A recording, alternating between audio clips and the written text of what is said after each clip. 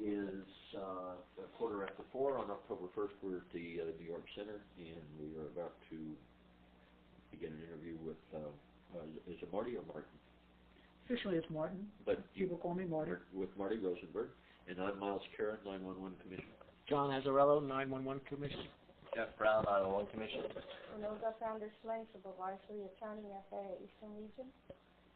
Fan Arts, New York Subcom. I'm Marty Rosenberg, Traffic Management Supervisor, New York Center. And Marty, on that note, if you would please give us a brief little history of your background in air traffic control, how you came to FAA, how long you've been here, what positions you've held, leading to your position on 911. Well, we're going back to I got hired in 1969, but The year the Mets won the pennant. there you go, you remember that. At any rate, I was a controller in the Air Force. Okay, and when I came out, I went back to college for electrical engineering and decided that controlling was more interesting. So I went to LaGuardia Tower in 1969. 1970, after being checked out in LaGuardia Tower, I went to what was known as the New York Common IFR Room, which was Kennedy LaGuardia Newark Approach Control, which was located at Kennedy Airport. I stayed there for approximately 4 years. I got checked out in the LaGuardia sector, the Kennedy sector, the Newark sector, and Southwest Departure. Those were all the positions of operation in the building. Then I became a airspace and procedure specialist in the building. I did that for approximately 2 years. My goal was to become a supervisor, so way back then you had to keep moving up the ladder to get enough points. I went to the regional office as a staff specialist and spent approximately 10 months there. And then came out here to New York Center in 1977 as a controller. Stayed here till 1981 when I got fired in the PATCO. I got caught up in the PATCO strike. Right. I got fired, and 13 months later I was reinstated for legal reasons. The president gave us 48 hours to return, and I came back in 47 hours and still got fired. So anyway, so the government settled my case. I came back to work. But instead of coming to New York Center, I went to the New York TRACON, which was a follow-up on facility to the New York Common IFR Room. I worked there for a year and a half. I got promoted to a supervisor at LaGuardia Tower. Then I was the acting deputy chief at LaGuardia Tower. And then in 1985, I came out here as an operational supervisor. I remained an operational supervisor until 4 years ago when I became a traffic management supervisor. And that's it in a nutshell. Is it fair to say, I have some experience. Beyond that, is your experience unmatched in this building? Well, I'll say it this way. On paper, it looks good. But I've known people who look good on paper that really sucked when it came to doing the job. And you don't include yourself. Well, no. Hey, I remember when we go into the regional office, you get 75 points for a year in the regional office. And I had a friend that went to the RO that was absolutely below standards, yet he still got 75 points and became a supervisor down the road. So, you can't just look at paper. You got to figure out if a person's really worth his. We are pleased to have someone with your background and experience before us, and we may ask you some little bit off the wall questions simply because we're going to explore your knowledge base, which is vast, and we appreciate that.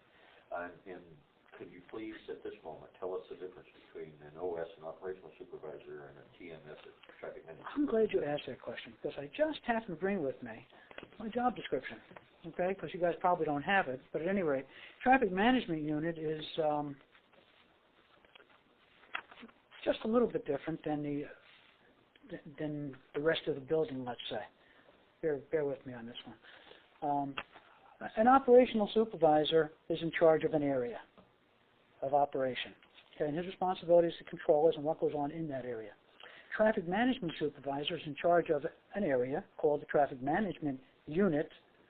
Doesn't control traffic by putting on a headset talking to the airplanes, but what we are is a buffer between the outside world and the controllers and supervisors in the center. So basically our job is many-fold. Number one, we want to make sure that we don't put the controllers down the pipe. We regulate we're supposed to regulate the amount of traffic that goes through the given sectors that the controllers are working. We can do that by using miles and trail restrictions, keeping airplanes on the ground, rerouting airplanes, things like that.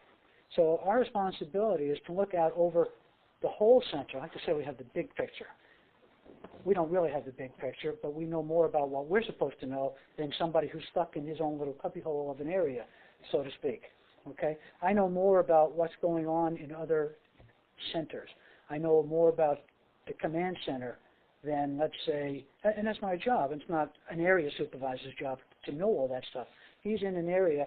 I have to worry about more of a systems approach, let's say, than a internal approach. When I was an operational supervisor, my concern was simply my people, my airplanes, what's going on in my sectors. Which sectors, when you were an operational supervisor, were you in one sector? Or just well, I was in area A, Area D, Area C. I was in old Area E before we gave it to Boston, and I was in Area B before Washington got it. So yeah, I got considerable experience there too. I don't have any oceanic experience. That's the only thing I'm lacking. I was just going to say, other than oceanic. That's the only thing I don't have. Sector. The so. Can we, with that background, can we go down to the morning of 9/11? You are a traffic management, you are a supervisory traffic management person, controller or whatever. Right. Yeah, whatever the yes. stands for. Okay. And you showed up that day and your duties that day were, and then after that, then tell us how events unfolded that day. Based on you being there. There were two, our staffing up front, I'll call it up front, it's like, the head shed or whatever you want to call it, the engine room of the building. We have an operations manager who's overall in charge of everything that goes on the floor. Then we have a traffic management supervisor who's responsible, as I alluded to a little while ago, for what goes on operationally, traffic management unit, and we deal with other supervisors in the building. There happened to be two of us on that morning, Pete Mulligan and myself. We'll speak to Pete later. And I had just gotten up to take a break, and Pete had sat down. And Pete must have been on another telephone line when another phone was ringing or a controller said to me, something is going on. Okay, and I don't remember exactly what or how. I picked up a telephone, and I wound up speaking to somebody in Boston Center. And the gentleman in Boston Center said to me that he said he had a problem. He wasn't sure whether an airplane was being hijacked or whether it was an emergency, but something was wrong. He told me it was American 11, and I'm fairly certain he pointed out the airplane because I remember looking at our radar scope and seeing the airplane, the primary target of the airplane. You have a scope capability. Yeah, and the traffic management unit is nice. We have right between the STMC, no, you don't have it here, right between the STMC and, here we are. So it's right there. It's number 513, R01. So I'm sitting here, and the ops manager is sitting here.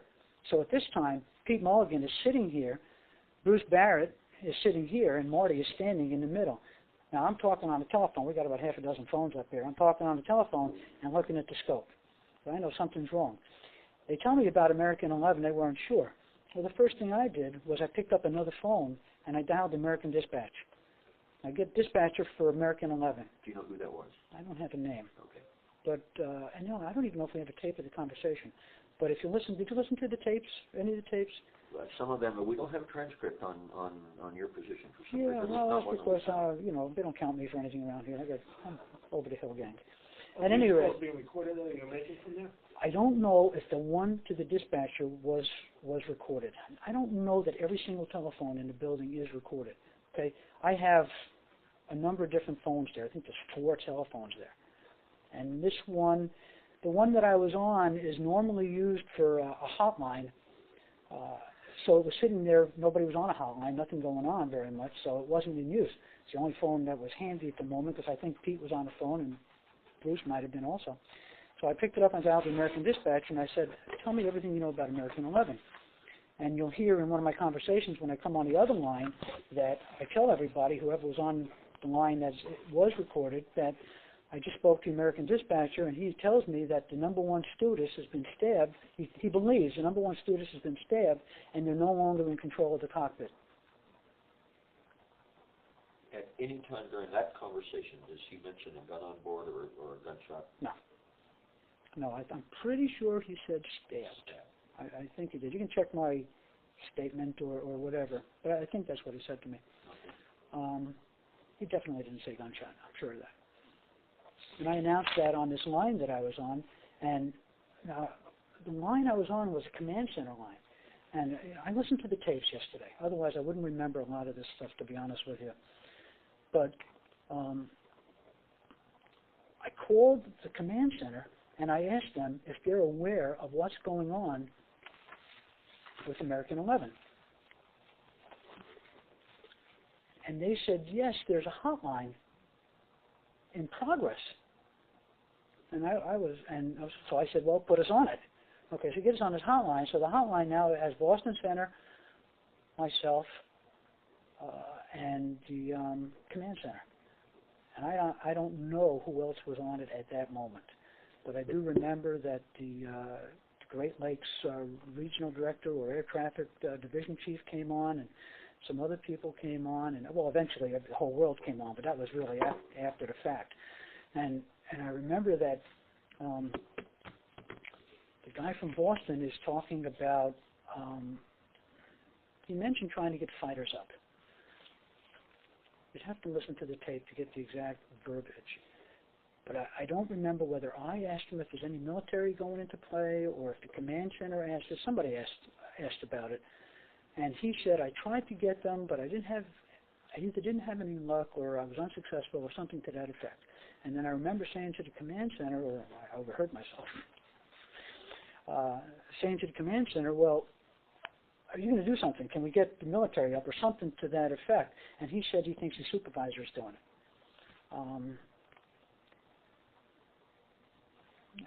And you know, the rest is almost history. A little while, you know, we're watching the airplane, and was that your? Let me back up for just a second. I'm sorry to interrupt you. Was that your only conversation with American Dispatch? Was that first phone call? That's it. Yeah, it's.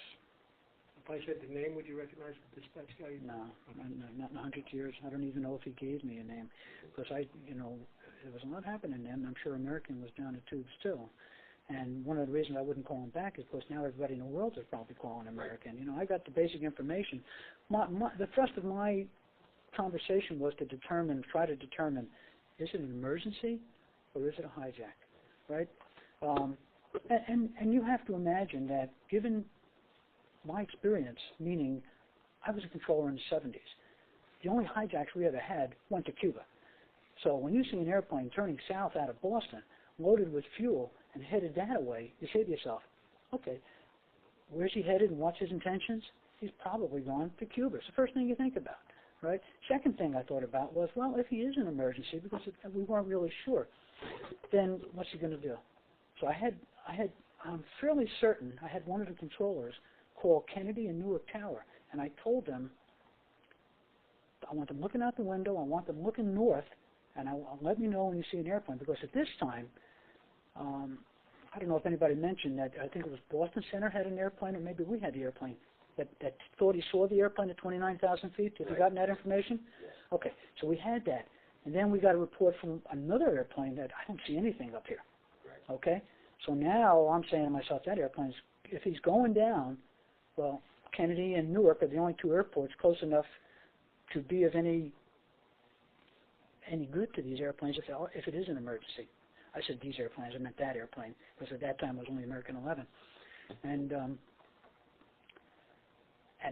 I don't remember what line we had the towers on, but in listening to my tape from the one I listened to yesterday, a female voice came on and said, CNN just said, well, we lost the primary target. Right. Okay. A couple of us said we lost the primary target 15 west of Kennedy. We don't see it anymore. And we have reports of an ELT. Okay? And just a little bit after that, somebody says, wow, something on CNN. An airplane hit the World Trade Center building. It's on fire or something along that. And I don't think we didn't yet put it together. We still weren't sure that was our airplane that hit the building.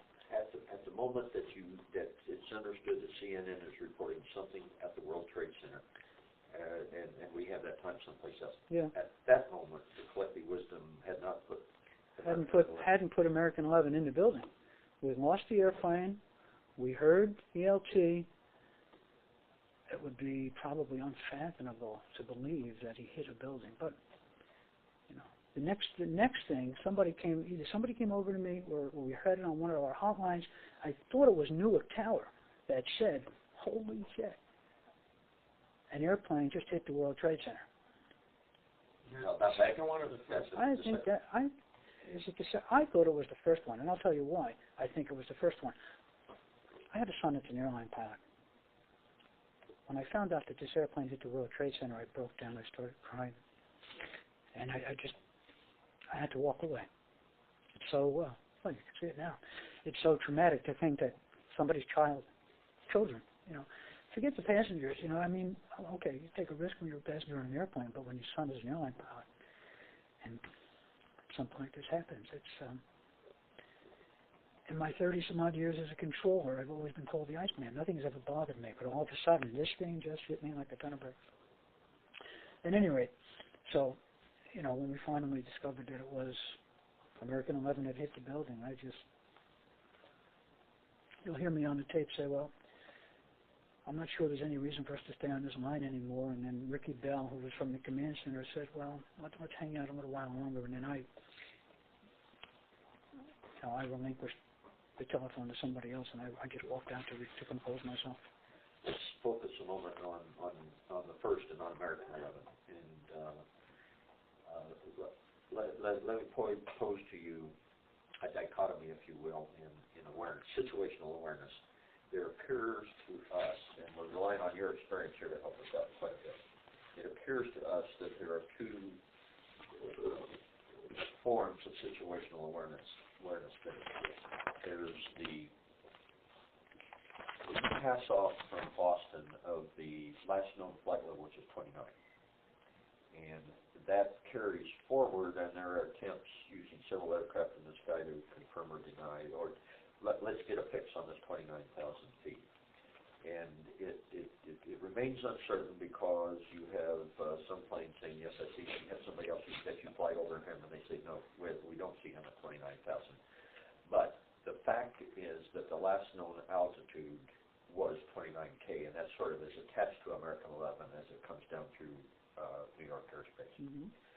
Then you have some awareness based on what we're not quite sure, because we've heard various interpretations of what the primary shows you as it's moving, and perhaps you could help us out a little bit on this, but there's an awareness that initially, as American 11 turns south, it is going at a pretty good rate, but then it appears to be slowing down and descending.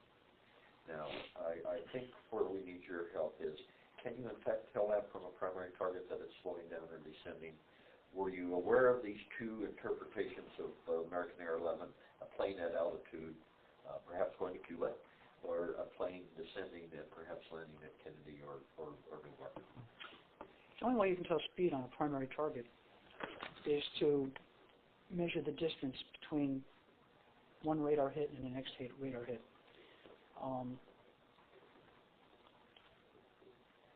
It's entirely possibly slowed down, but we all know how fast he was going when he hit the buildings. He was really going super fast. The odds were that he either maintained the speed. You know, I can see no reason why he would have slowed down to descend. In fact, most airplanes, when they descend, pick up speed. But I don't know anybody that's mentioned to me, and I certainly didn't pick up on it, that he either increased or decreased his speed. We were so concerned, we were fixated, I guess, on what the hell is going to happen here. You know, faster or slower, really to us, doesn't matter. It's where's he going and what's he going to do when he gets there type of stuff. There's no way to tell his altitude, not with the equipment we have. We have equipment in effect today that can tell us what the deal is without his mode C, but not here. Okay, and that's a situational awareness on American 11 in and of itself. Now we have out to the west a developing situation with 175, and if you could come over to that for a moment and how that got into the thought process. I can't give you anything on United 175 because, as I said, I left the room, I was upstairs, and I didn't come back until after he hit the building. Till after United hit the second tower? Yeah. That's in the, okay. Can I go back to this? Sure, absolutely. And I apologize, Marty, if you covered this, and No, it doesn't.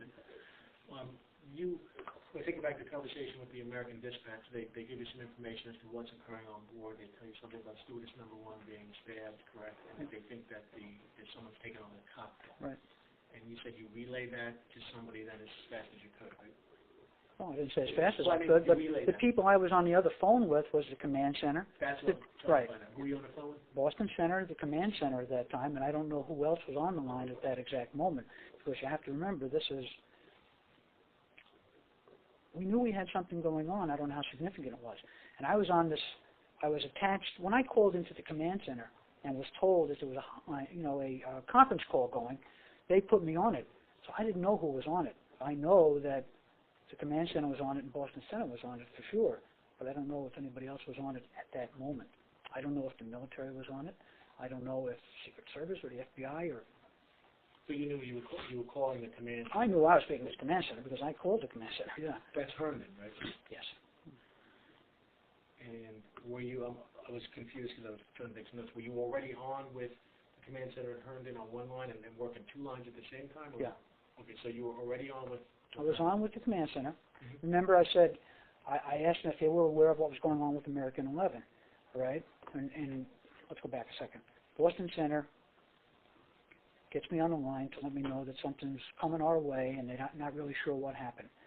Was that Boston TMU or do you know? I don't know who I was speaking to, but it's normally Boston Traffic Management Unit. You don't get any phone calls from a facility unless it usually comes through the watch supervisor or the traffic management unit. They're pretty much one and the same, so to speak.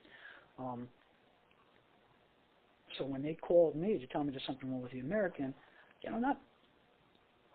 not everybody goes the extra mile, let's say. Okay, so I pick up the phone to American. I mean, I don't know if Boston did, but I'll assume he didn't because he didn't have as much information as I do. In today's world, back in the old days, before we had all the great communications we have now, from airplanes to dispatchers to controllers and such, one of the tools we have as air traffic controllers to keep up with what's going on an airplane is to talk to the dispatcher as well as the pilot.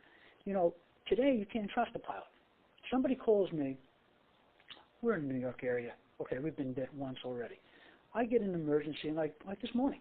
I had an emergency this morning. An airplane took off from, I think it was Boston, going to Miami, and he allegedly blew a tire on takeoff.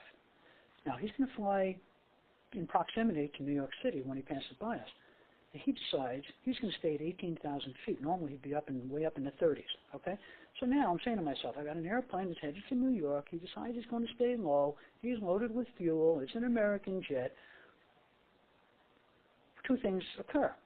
I got to let the military know that something isn't right with this airplane, number 1. And number 2, I call American Airlines, the dispatcher, to ensure that he's in communications with the pilot and what the pilot said is accurate.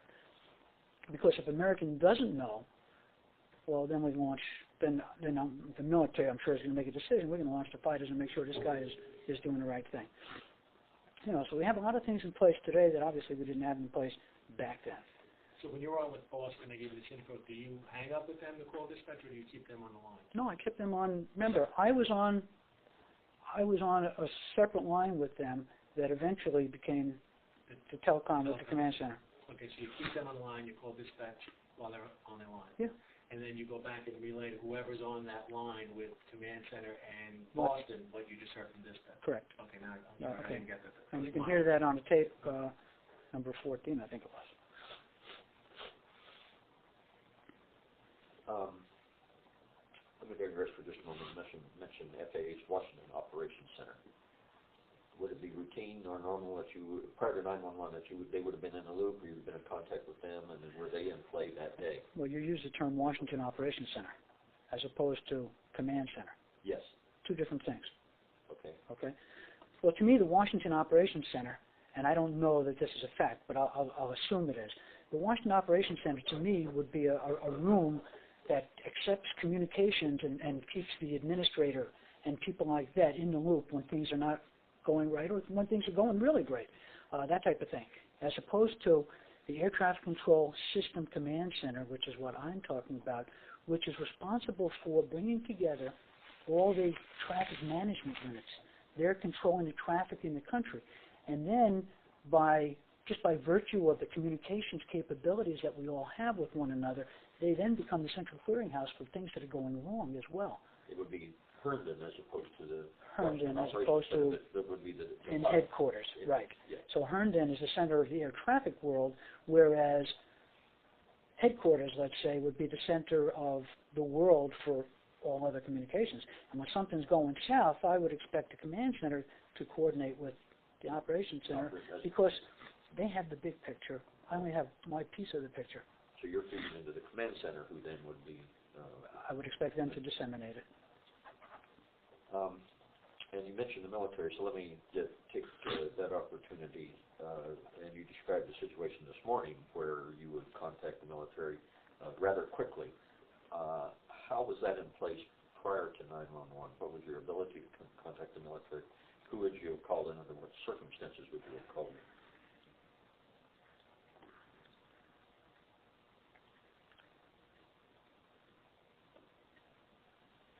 We have telephone lines to the Northeast Air Defense called Huntress and to Giant Killer, who is down in, I think, Virginia, Bay Capes? That area? Bay Capes, right? But honestly, I don't know who's on the other end of those lines, and I don't know if those people can launch fighters or what their capability is. Generally speaking, prior to 911, we had very little, if any, procedures in place for an internal attack that the military would ward off. So, to answer your question, my response would be I'd have to call the command center and say, hey, something's going wrong, and contact the military. The hotline you have today to the military, to the Northeast Air Defense, was that in place prior to 911? No. No, it came in a day later, 2 days later, something like that. Were you aware of which bases had the fighters, the Air Defense Mission fighters? No. Prior to 911? No, you know, I'm sure we all know that Otis Air Force Base probably had fighters, and that Atlantic City has fighters, and Langley has fighters, but at any given time, I wouldn't know who's actually ready to do battle. Who, prior to 911, whose responsibility would it have been to call Northeast Air Defense Sector? Would that have been the traffic management unit, or the military operations specialist, or somewhere? Well, it wouldn't be the military operations specialist. If anything, I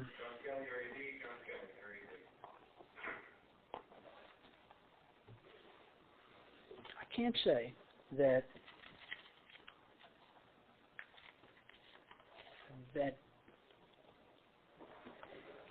let me give you a situation. Suppose in my mind something's going wrong. An airplane just got hijacked. Okay, that's happened. Okay, I don't know who has the authority to launch a fighter, and if they launch them, just because somebody got hijacked. We're in a totally different mindset these days.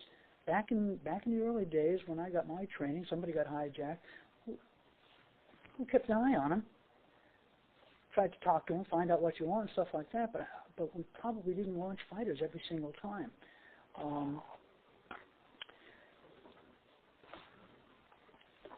Would that apply like with both pre and post 9/11, or just pre 9/11? Who has the authority? Well, you know, nowadays, post 9/11 now, I give information to people who have the authority to launch the airplanes because they're there. They're waiting for me to talk to them. I've got that domestic event network, NEADS. It's really not NEADS, it's actually the domestic event network. The DEN is called because it's a heck of a lot bigger than Northeast Air Defense, right? It's the whole country. It's Customs, it's Coast Guard, it's whoever, you know, Secret Service, the National Police Force, and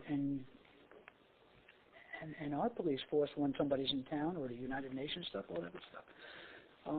So I don't have to make a decision anymore. I just let people know, hey, there's an airplane being hijacked, and then NEADS, you listen to them on a daily basis. It's pretty interesting. They determine, and I don't know who they are. We have an air traffic rep and the Northeast Air Defense, and he relays information to, I believe, a major or colonel that's in charge of the building that makes a decision. And they go to runway alert, or they launch, or they go into the combat air patrol place. I mean, there's a lot of stuff going on that we're still not privy to. I mean, I can't call Colonel John and say, hey, launch your airplanes. I don't have that authority. I have the authority and responsibility to tell those people when something's going sour, so they have that information. I'm assuming they're putting it together with information they might have from other sources to make an informed decision about whether to launch or not. I'm assuming that the amount of information I have as an air traffic controller is very limited, and that I'm hoping that somebody in intelligence, government intelligence, we're not going there, right, has more information. Let me use this as an example because I wanted to bring this up. On 911, when this happened, okay, we're on this hotline, so to speak, or conference line. And we know that first it was American 11, and then we know second it was United, and we know that there were 2 other airplanes. But how many other airplanes were out there that were potentially being hijacked? Okay? Now, as I sit here, and Wolfie sits here, and you guys sit here, and Sandy, the answer is we don't know. We don't know how many airplanes we've saved by putting airplanes on the ground right away, right? But do we know that we had specific call signs that day? Anybody mention that yet? Specific call signs? Potentially hijacked airplanes. Someone came on the hotlines and gave us specific airplanes to look for in the system that may or may not be targets for the hijackers. There were 8 or 10 airplane call signs that we were given to look for specifically. Was Delta 1989 one of those? I don't remember. There was certain sequences of numbers that they were looking for. So you say to yourself, wow, somebody's come up with something, whether they're just guessing because it's the right numbers, everybody with a 911 in it, or a 611, or a 242, or somebody's birthday, or whatever it is, or do you want to believe that somebody has more intelligence than we have, and they've gained information through some other sources that would lead us to believe that certain things are happening or could happen? This is on 9/11, you're saying another 8 or 10 call signs were given to New York? Well, not another 8, a total of 8 to 10. Yeah. We were looking for at least 4 or 6 more airplanes that either we never found or got on the ground before anything happened. The total number was unknown, but there was some finite number that were of concern, and then Right. 11 and 175, which were known Right. at that point. Coming back to 11 for a moment, was your understanding in the notification for Boston and the calls that you participated in that Boston had notified the military concerning American He 11? specifically says on the tape I listened to yesterday that he either tried to notify them, or, it's my understanding now, and I'm getting this afterward, that they couldn't launch the airplanes off of Otis Air Force Base, that there was some sort of a problem. They had a problem on the alert pad, something, I don't know what it was. So he said he notified the military, but they were having trouble getting airborne, or he had no luck, or something like that. So then, of course, we asked the command center to take it and go further. To your knowledge, did New York Center or the command center, anyone else notify the military specifically about the hijacking of 175? No, I can't. That's wrong words. That 175 was possibly a hijack. I couldn't know that. Because you left the floor after American. Well, number one, I left the floor, and number two, since we kind of gave it to the command center to get the military going, I don't know what happened in the command center to get the military up. We all know the military did get up. We eventually got airplanes up off of Otis, and we eventually got airplanes up off of, I think it was Atlantic City. When you heard the report of the person back in the World Trade Center, how soon after that did you form an opinion as to whether that was an American 11 or not? Do you remember? Well, we were told that it was. Fine. It was somebody, as I said earlier, I thought it was somebody in Newark Tower that said that the airplane hit the World Trade Center. And I'm fairly certain at that point we knew it was American 11. But I don't know that we got, somehow or other, I'm listening to somebody talking about CNN and what they think. You know, people hypothesized it was a small airplane, it was a bomb, it was God knows what. But somehow or other, the guy in Newark Tower, and I don't know exactly what the time frame was, came across and said, you know, In relationship to 11 or 170? that was 11, because I wasn't on the floor for 175. I was up in the office. Somebody said a second one hit the building. I said, that's impossible. That's crazy. No, they must be confusing it with the first one. When you heard the let's say the conflicting reports that as opposed to American 11, there might have been a small aircraft, a bomb, or anything else, your personal opinion, did you discount that it was anything other than American Airlines at 11 at that point? I probably didn't even think about it. I don't think that much time elapsed. That would give me pause for thought. I mean, we're missing an airplane. Somebody hit a building. It doesn't take a lot to put two and two together to think about. Can you remember the people around here, I guess, in the watch desk area, the managers who were from, do you remember whether or not they had all reached an opinion or either different or a consensus that it was American 11? My recollection is that Pete Mulligan was on one phone line, and he'll probably even say to you, I don't even know if Marty was there. I mean, I was standing behind him. He was on one phone line. Bruce Barrett, who was the ops manager, you didn't speak to him yet, right? We have one. Okay. When I got the phone call from Boston, the first thing I did, as soon as things were going south, when I knew something bad, I said, Bruce, you might want to listen to this. We have double telephones. Okay, so he was listening in on what was transpiring. So, you know, we were all focusing on what we were focusing on, and very little conversation going on. And you spoke to Jim Kurz, and he was sitting over there and doing, I don't even know what coordination he was doing, but, everybody was doing something, and so we didn't have time to sit around and chit-chat. So you do recall that before any report of an impact in the World Trade Center 1, that you or somebody else from New York had called Newark and LaGuardia, Newark and JFK, and said, look, give me a visual to the outside world? That's my recollection, my telling them to call the towers and tell them, we don't see the airplane anymore. I want you to look to the north and expect to see an airplane coming your way, and he may be landing and he may be an emergency. You were thinking landing at that point at their airport, right? Absolutely. Not look towards, No. Look for an impact. You say look for a landing. We're controllers. We don't expect, in your lifetime, in our lifetime, this has never happened. So you don't think about, look out the window and see if somebody's going to hit a building. You're thinking airplanes, airports. What do airplanes do? They land at airports. After the first impact, it may have been different. Well, that would have been a different story. Once that second airplane went around, I'm sure the controllers were thinking, oh boy, here we go again. Can I show you one document that the FAA provided us? I don't know, just wanted to see if you had ever seen this prior to September 11th or after. It's, for the record, it's Chapter 7, Escort of Hijacked Aircraft. It's Order 7610.4, Special Military Operations, and for the record, it's marked SSI sensitive. Had you ever seen that document prior to September 11th?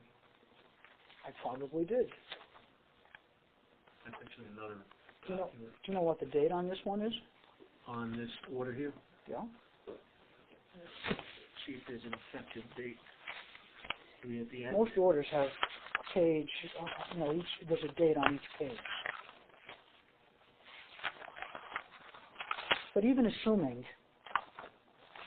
okay. Is there any date in the end of Chapter 7? No. Even assuming that if I had that coordinator, it doesn't. Now, it talks about a hijack coordinator at the FAA Office of Civil Aviation Security in Washington headquarters. So that's not here, that's down in headquarters. Absolutely. So I don't know if you've ever even seen the document. I'm just curious. Well, special military operation, I'm sure we have a 7610.4 around, and it just, there's... The orders, let me show you, I think when you asked about a date on an order, there are some other orders behind here, and I think I know what you're referring to. We talked about they all have a date on them. There's some orders that were in effect after 9/11, and they all have new dates. There's one of them. Notice 7110.263, it says effective date September 18, 2001. But on these, let me show you what I mean. See, on each page you got the date, so that you know what version of an order you have. But at any rate, that's notices, right?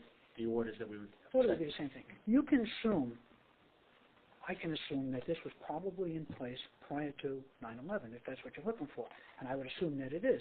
But once again, it's of a nature that it's nice to know information and probably soon forgotten. You know, you can be in air traffic control for 35 years, and yes, somebody once told you, hijacked airplanes, they're going to be escorted. Whose responsibility is it? It's not yours. And they're right.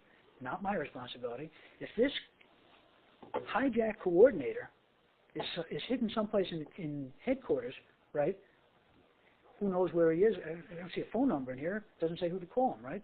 So once again, I'll reiterate that my responsibility is, God bless you, my responsibility is to advise the command center, who is responsible to do a whole lot of other things, that I've got a problem. If it's a hijack, it's a hijack. They are responsible then to find this person, and then this person is responsible to get the military going according to this order, right? Pre-9/11, you understood that would be that you had a procedure that you would call them from the... Pre-9/11, if I had any problem that I didn't know how to directly handle, I give it to the command center, because they've got their finger on the pulse. You know, they've got all the phone numbers, they've got everything. And today you got the 10, the domestic And, management. yeah, and one of the things that we have to be careful of, and I mentioned this a little bit earlier, is when you have an emergency, you have a car accident, do you want every person that goes by that calling 911? Sooner or later you get bogged down in a hurry, okay? Well, 911 has a better communication system than we do. When we call the command center and tell them, I have a problem, you don't want everybody calling the command center at the same time because they can't handle it. You want that one or two people to be knowledgeable about what's going on and be able to do their job, which means get things going in a hurry.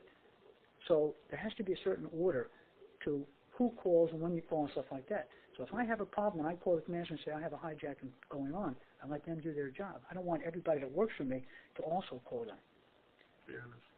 I just wanted to say, I understand that it wasn't necessarily your role pre-9/11 to make all these notifications. I just was curious as to whether or not you even had any knowledge that there was a document out there, or independent of a document, that there was a whole process above and beyond you. If you said to me, Marty, do you know about the escort of hijacked aircraft order, I would say probably I don't remember that page. Do I know there's a special military operations book? Yes.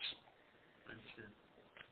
Okay, but special military operations probably doesn't apply to me, and if it does, then I go to the book and start looking things up in a hurry. I have a feeling we probably have this at the watch desk.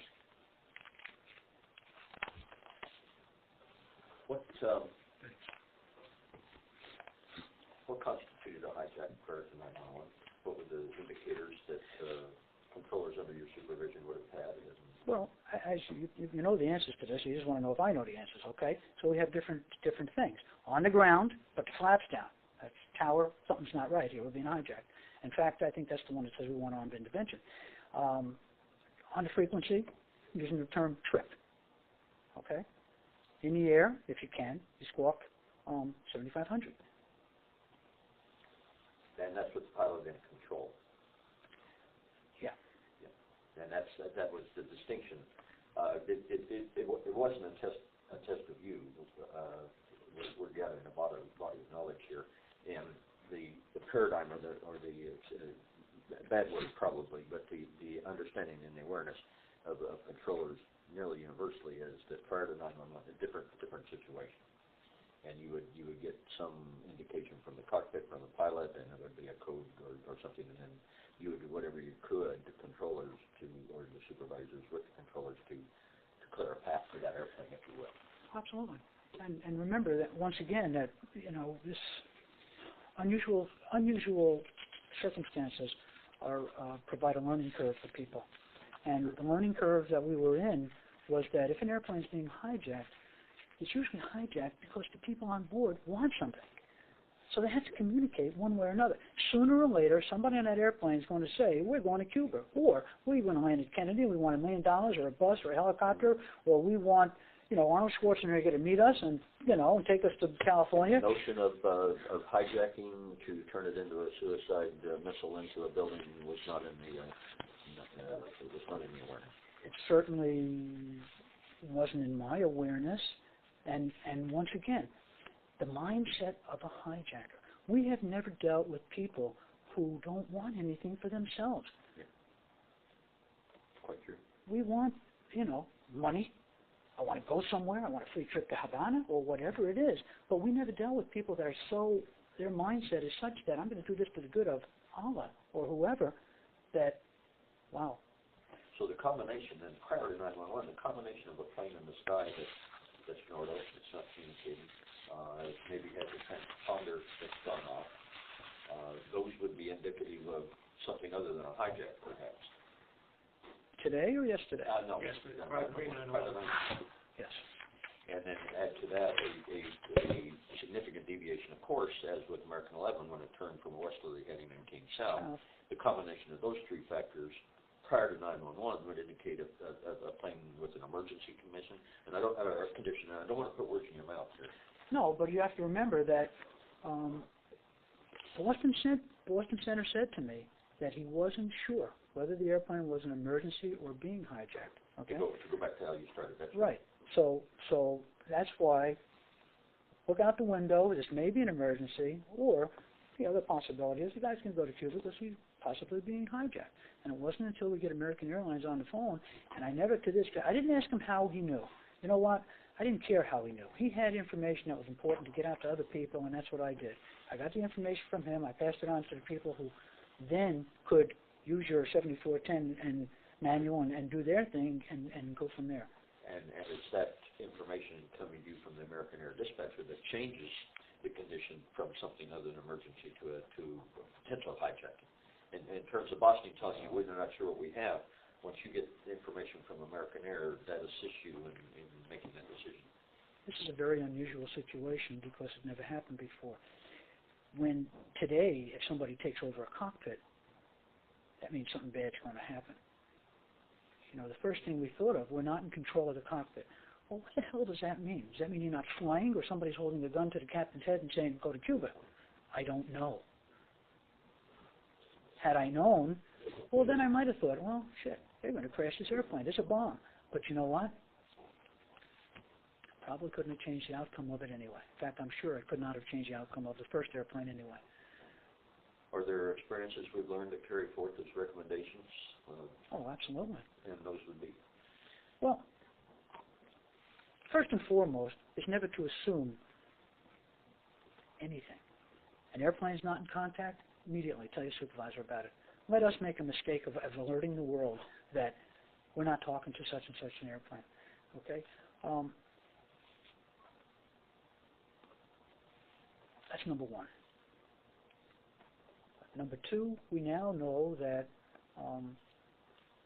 we can be attacked from within, and that the military is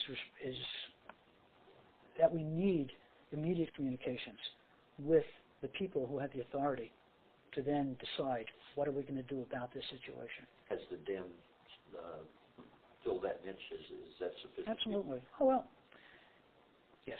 Okay. Do you think those communications, as they exist today, could be streamlined even more to get an immediate military response? We have an immediate military response. I mean, we do. I mean, there's no doubt in my mind. The thing that would scare me is if we become complacent again. Okay? So far, we haven't. If you listen to the DEN on a daily basis, this morning they launched airplanes out of Otis Air Force Base because they had an unknown target approaching the United States. It was only doing 200 miles an hour, but it was two airplanes, and they couldn't identify who the second airplane was. And nobody was working them. Boston Approach wasn't working them. This brings another thing to mind. So they launched the fighters to find out who the airplane was, and of course he looked innocuous. It's a small airplane. It's no big deal, so it turned out to be nothing. But one of the things that we learned from this, in the good old days, when somebody had an emergency or was being hijacked, we kind of kept it quiet. We don't want anybody to know about it, right? And even on 911, we did not broadcast to everybody that, attention all aircraft, all pilots, hijackings are going on. People are stabbing people with little knives. Be alert, tell your stewardesses, have people stand in front of the cockpit door, do whatever you have to do till you get on the ground, right? We tend to keep that stuff secret because we don't want to scare people. Well, just the opposite is what we need. We need to alert people that these things are happening or could be happening. Protect yourself as best you can. We don't normally do that under frequency because we're afraid, well, some little old lady is listening in Timbuktu and she's going to hear that. Wow, what's going to happen there? So one of the lessons that I believe I learned, and I don't know that we learned because I don't know what pilots are being told or even what controllers are being told, is when something is wrong in wherever, we should alert the airlines to either car it up if we want it quietly, tell your pilots there's some hijackings, potential hijackings, or something doesn't seem right. Make sure they're on guard. And ACAR is? ACAR is the silent communication system that prints a little message in the cockpit that the airlines type a message and it goes up. It's a computer. That's what ACARS is. And that was in place prior to 911, the ACAR capability. Yes, and that's one way of them signaling us or us signaling them to communicate without the hijacker maybe even knowing about it. Do you know if such a broadcast type thing was made on? I'm pretty sure it wasn't. And that's one of the things that's very important. It's like going down a street, right, on a major highway or a bridge. Think about this. I was watching television the other day, and people are coming up on a bridge, and I think it was in Ohio. The bridge broke, right? And you're coming up to the crest of the bridge, and you're going into the water. If somebody told you back there that the bridge was broken, you would know, but so communications is so important. Because if it's happening on one now, we now know that it's potentially going to happen on more than one. Correct. So you said basically the situational awareness should be spread amongst everyone in Everybody. the airspace. Oh, absolutely. Think about that day. Okay, we had 4, right? If when the first one went, if we had the presence of mind, the knowledge, or whatever experience, attention all aircraft, an airplane was just hijacked. This is what they did. Be on guard. We might have prevented 2 from happening, maybe not the second one, but maybe, or maybe not. But at least people would be aware. I mean, I can see a whole lot of strange things happening here where a pilot can say, "Attention, ladies and gentlemen, airplanes have been hijacked around us. If you see somebody get up, you smash them in the head. But if you see somebody with a penknife or something like that, if they kill one of you, it's better than all of us going down." It would make a great movie. Arnold, I got to call Arnold. Any other recommendations off the top of your head as we finish up here? Not off the top, excuse me, that's a bad choice of words. No. Let me put it this way. If you think of something after you leave here and you reflect on it. I got your cards. Let me tell you, I'm going to call every one of you, email you, and everything else. I'm sorry I haven't been more help, but my role in this was very minor, but. Well, you bring a vast awareness and experience that is rare. I'm not saying you're nearly as old as I am, but it's nothing to do with age. One of the things that we assume, we're very fortunate being Americans, and we assume that today is tomorrow and goes on and on, and life is good and it's never going to end. And in the air traffic control system, there's a lot similar things that happen. I will never forget, I told you I got fired in 1981. Well, when we fired all those people in 1981, we had like a 20-year gap in experience, okay? A lot of today's, all of our today's controllers pretty much came in after 1981, okay? A lot of them now, a number of them, are our supervisors. Their experience with unusual situations is limited. They don't always know. They don't have the experience to react in certain ways as somebody with more experience might have. So I think I just said what I need to say. I think thanks. We'll conclude the interview at 5:10 with Marty Rosenberg. Sir, thank you much.